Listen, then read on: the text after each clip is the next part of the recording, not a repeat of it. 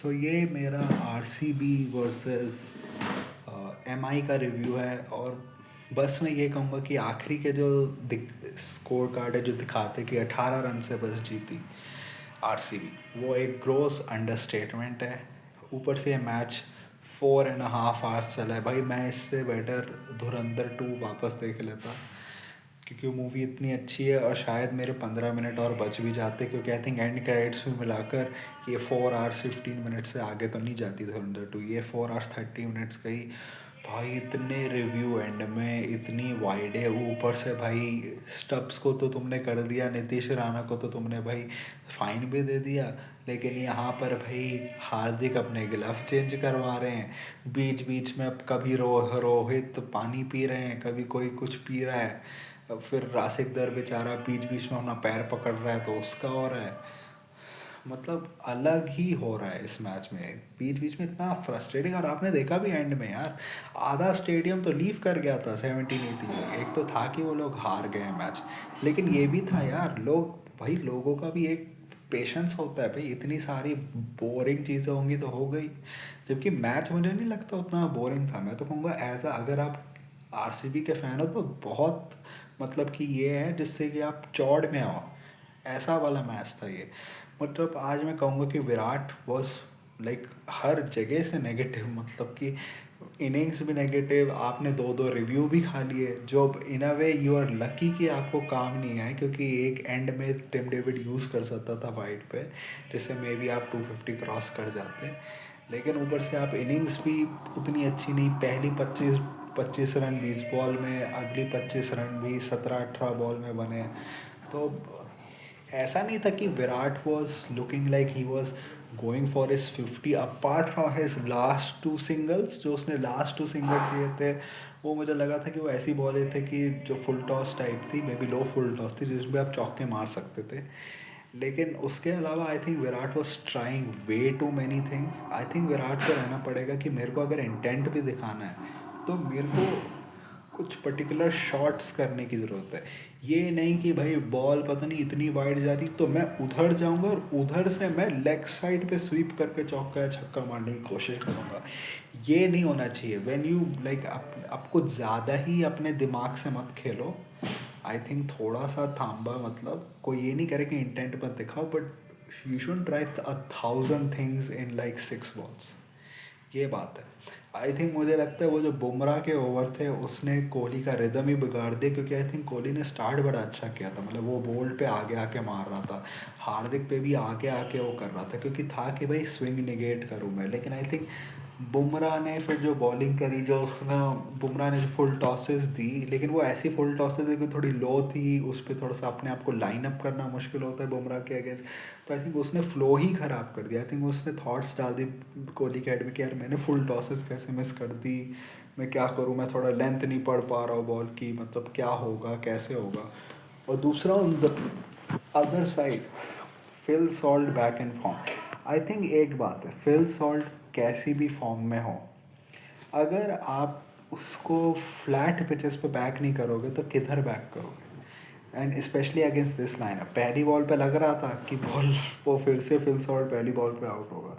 लेकिन अगर Phil salt पहली की कुछ बॉलें सर्वाइव कर जाए, तो अगर फ्लैट पिचेस होगी तो वो उसको तो भाई कैसी भी फॉर्म में उसको आड़े हाथों वो लेगा वो।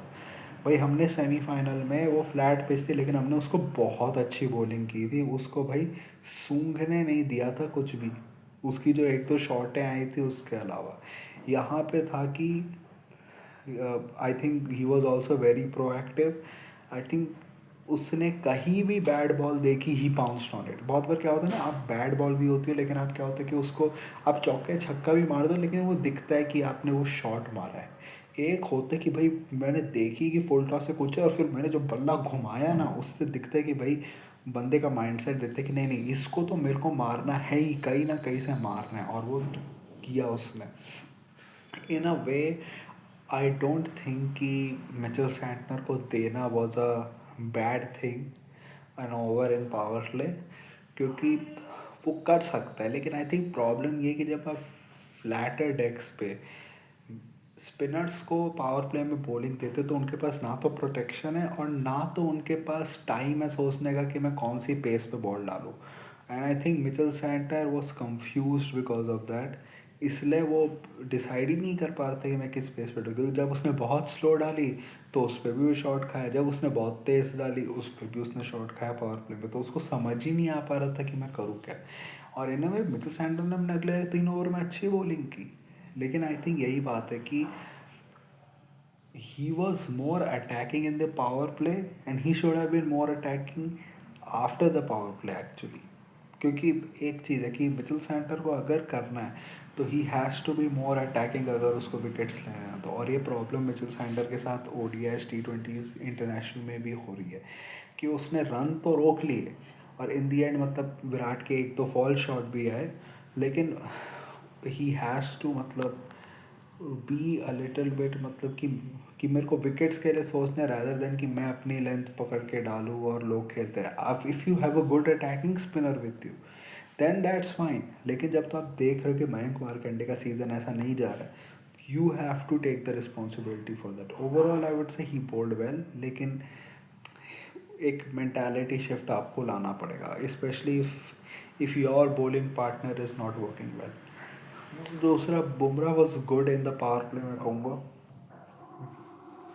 क्या ही बोले। एक चीज़ थी कि फिल सॉल्ट ने बुमराह की भी अगर लूज बॉल आई ना तो उसको भी मारा, उसको भी आई थिंक शायद एक चौका मारा था उसने। दूसरा कि शार्दुल ठाकुर जब पहला ओवर आया तो विकेट ली, वो वाइड मिस हुई, फिर फिल सॉल्ट को चार्ज करना पड़ा and he was very frustrated also in the and.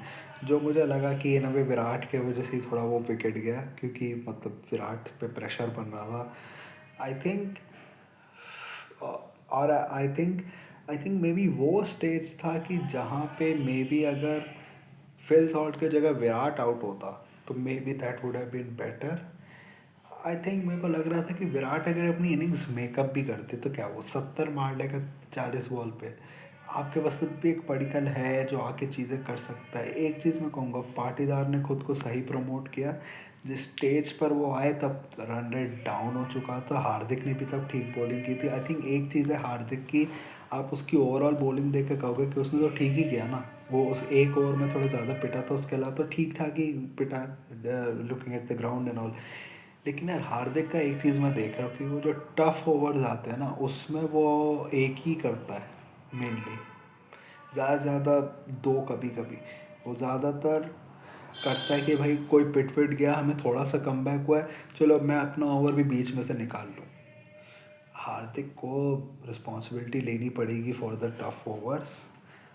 आपकी मिडल में ज़रूरत थी, आपने मयंक मार्कंडे को कुछ ज़्यादा ही बॉलिंग करवा दी, दो दो ओवर कैसे करवा दी जब वो इतना पिट रहा है यार।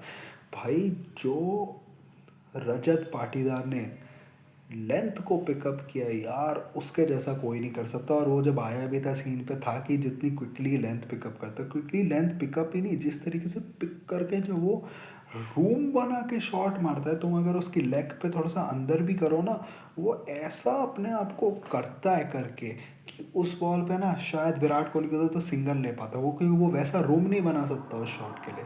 रोहित शर्मा वैसा रूम भी नहीं बना सकता, रजत बना सकता है। रजत ने जैसे सबकी पिटाई करी यार, उसने शार्दुल को भी आके चौका मारा था, उसने सबको सबको पिटाई लगाई, जबकि उसके लास्ट 5-6 बॉल वो थोड़ा स्लो डाउन हुआ, 5-6-7 बॉल वो थोड़ा स्लो डाउन हुआ, क्योंकि आई थिंक सैंटनर ने बहुत अच्छी बॉलिंग की उसको।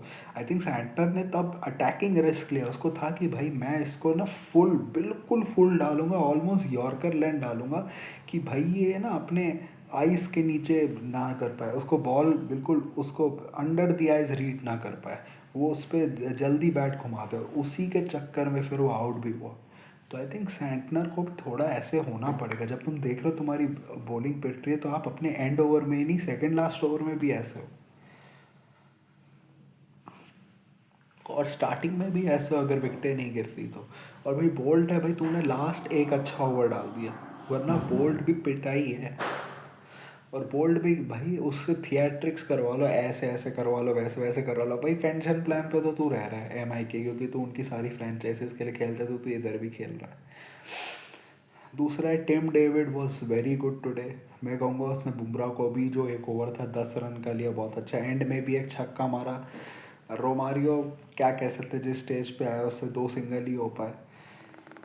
Jitesh is a problem. Jitesh ने भी पिछले साल मुझे बस उसकी एक एलएसजी के अगेंस्ट नॉक याद आती है, और एक तो शायद शायद उसने फाइनल्स में थोड़ा बहुत रन मारे थे।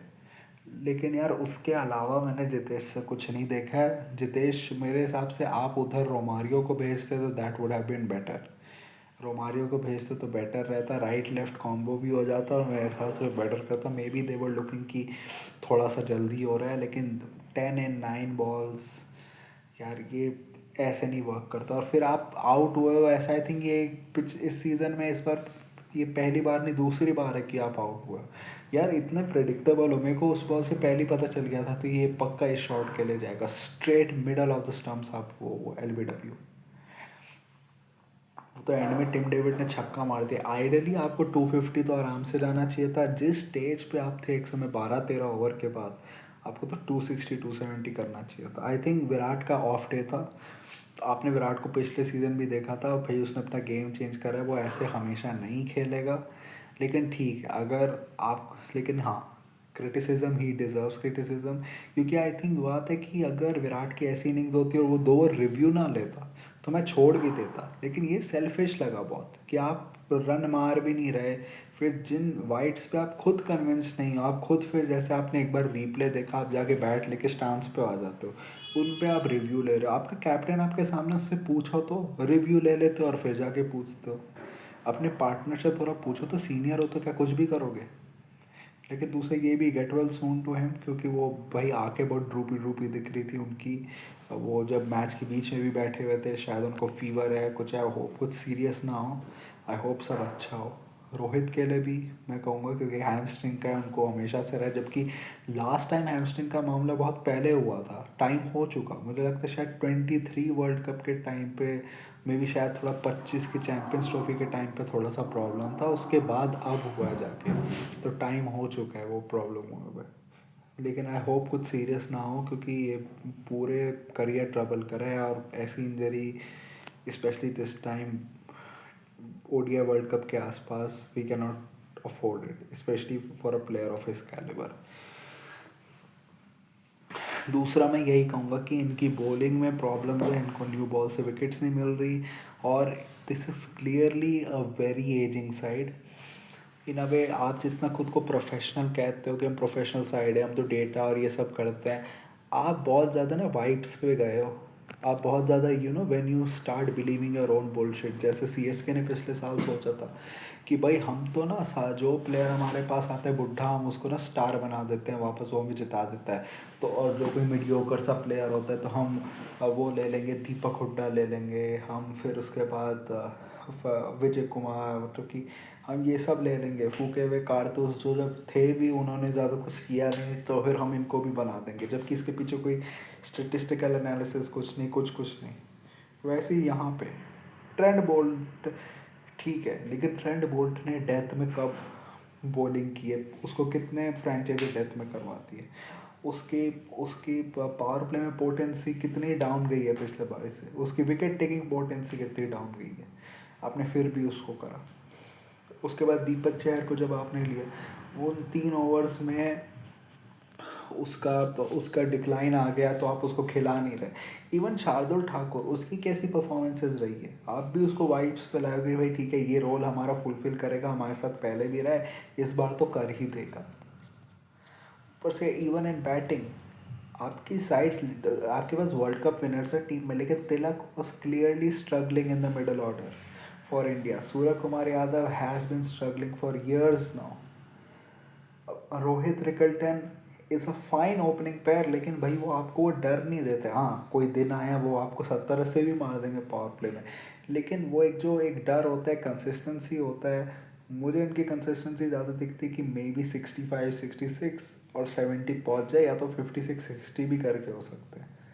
तो मतलब आपको एटलीस्ट, अगर आपके पास रोहित जैसा प्लेयर है एक साइड पे, तो आपको एक साइड पे कोई चाहिए बिल्कुल डिस्ट्रक्टिव, जो पहली बॉल से मारता है, जैसे प्रभ सिमरन, प्रियांश टाइप हो। Rickelton is a fine player but he is not that. जो आपने रन चेज में भी देखा, उसने अपनी लास्ट 8-9 बॉल में 10 रन मारे, जबकि वो पावर प्ले में खेल के गए। पहली बॉल भाई ऑफ साइड पे जा रही है भाई, तेरे को नहीं, पहली बॉल लेग की है, तो उसको ऑफ पे मारने के चक्कर में आउट हो रहा है भाई। ये लोग अपनी मिस्टेक से सीखते ही नहीं। रिकल्टन को मैंने इंटरनेशनल में भी यही करते हुए देखा है।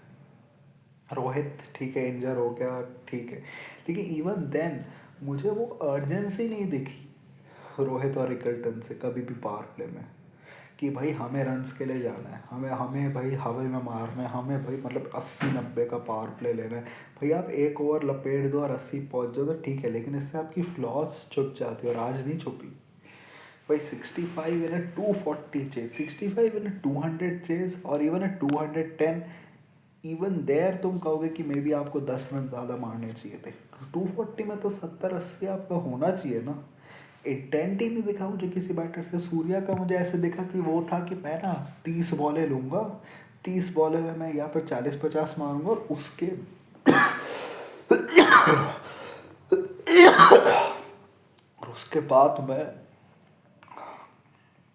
उसके बाद मैं खुद को बैक करूँगा रन मारने के लिए। तो यार 240 की चेस में, specially when you are out of form, तुम खुद को बैक नहीं कर सकते ऐसे। दूसरा तिलक भी भाई, तिलक भी सामने आके टुक टुक पहली बॉल से भाई, भाई तिलक जब हमने तेरे को नीचे किया था, तो पहली बॉल से आके चौके छक्के मार रहा था पेसर्स के अगेंस्ट। स्पिनर्स के अगेंस्ट तुम्हारा गेम इतना बुरा हो गया है भाई। तुम थे एमआई में, जो बंदा 5-6 पे खेल कर उसने लाज बचाई थी तुमने एमआई की। बहुत बार मैचेस होते थे जो हार गए थे, और तुम एंड में कर देते थे कि नहीं नहीं बस इतने रन से हारे। तुम्हारे भी कोई man of the match winning performances नहीं आई हैं, तुम्हें उन्होंने देखा टैलेंट है, उन्होंने तुम्हें ऊपर खिलाया और तुम प्लेयर बने। लेकिन अब लेकिन अब तुम क्लियरली स्ट्रगल कर रहे हो। मेरे हिसाब से एमआई को भी सोचना चाहिए कि तिलक को आप 5-6 पर ही खिलाओ, and give him his role, कि तेरा काम है, तेरे को जाके टारगेट करना है, तू बस मार, तू आउट हो जाए कोई फ़र्क नहीं पड़ता, पेसर्स होंगे, तू मार। इवन अगर आपको थोड़ी बहुत स्पिन भी मिल जाए तो तू जाके मार भाई। स्पिन होती है सामने, मिडल ओवर्स होते हैं भाई। ये तिलक तो सोचता है कि मैं स्टार्टिंग से आके टुक टुक करूंगा, मैं सिंगल डबल लूंगा। ये T20 में खेल रहे हो तो 2026 में ये तुम्हारा इंटेंट होगा 240 की चेस में, उसमें भी भाई इतने सिंपल सी बॉल पे कौन आउट होता है। तुम्हारे लिए बिल्कुल फील्ड रख के रखा हुआ है, तुम्हें इनटू द बॉडी डाली कि भाई वो तुम मारो, और कि तू मेरे को फील्डर के ऊपर से मार के दिखा, और तूने उसका चैलेंज लिया, ईगो पे लिया, आउट हो गया। तो इट्स फाइन भाई। Maybe Tilak's right now for the team you have to bat down, that's fine. Maybe Namandeep को आप ओपन करवाओ या नंबर 3 पे खिलाओ। नमनदीप ने एक दो इनिंग्स अच्छी खेली, उसको तो कुछ बनाओ।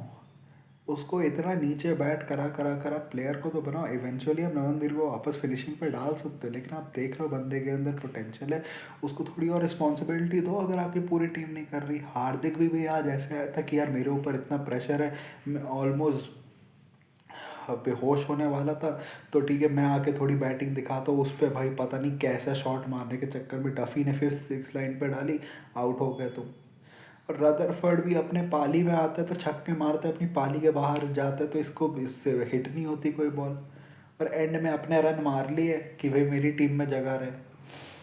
इसको भेजा करो 15-16 ओवर के बाद, और कहा करो कि तू जाके बस मार, ये इसको मिडल में मत भेजा करो, ये बंदा बस मियंडर करता रहता है और एंड में अपने रन बना के निकल जाता है वहाँ से। यही है। और हार्दिक भी भाई ये है जीटी छोड़ने का। वहाँ पे रहते तो तुम और नेहरा का आराम से अपना बूट कैंप चलता, मज़े करते। यहाँ पे भाई corporate syndicate succession type family, professional setup, इतने सारी companies, brands, corporate setup, Ambani तो रोहित तो ये सब इतने कॉरपोरेटराइज सेटअप में तू एंड में आदमी तू छपरी है। तेरे को चाहिए वो वाला वाला जीटी वाला, जहाँ तेरा राज भी तले और तेरे ऊपर कोई बैठा रहे आशीष नेहरा जैसा, कि ठीक है भाई बच्चे तूने थोड़ी बकचोदी कर दी, अब थोड़ा चुप रहे। तेरे को था कि अब मैं बड़ा हो गया हूँ, मैं जाऊँगा मुंबई, उनका कैप्टन बनूंगा प्रोफेशनल सेटअप में, अंबानी का हाथ होगा, इंडिया का कैप्टन बनूंगा, हो गया। तो आरसीबी के तो बल्ले बल्ले, डफी भी सही किया उसने। हेजलवुड इंजर्ड ना हो इनके लिए, ये ये बड़ा कंसर्न होगा। बोवी was exceptional as well, specially 9 के रन रेट से जो यॉर्कर्स एक्सिक्यूट किया, and Rasikh was good too, they should hope कि वो injured now. So that was my review. What do you think about the match? What do you think about my review? Tell me in the comment section. If you like this type of content, like this video, share and subscribe. If you don't, then share with those who do. Share it with those who do. If you don't, then share with those who do. Could I not on my UPI ID share by that? Okay, ऐसे ऐसे तो क्या make YouTube a permanent career option. Like, share, subscribe. Thank you. Goodbye. Alvida.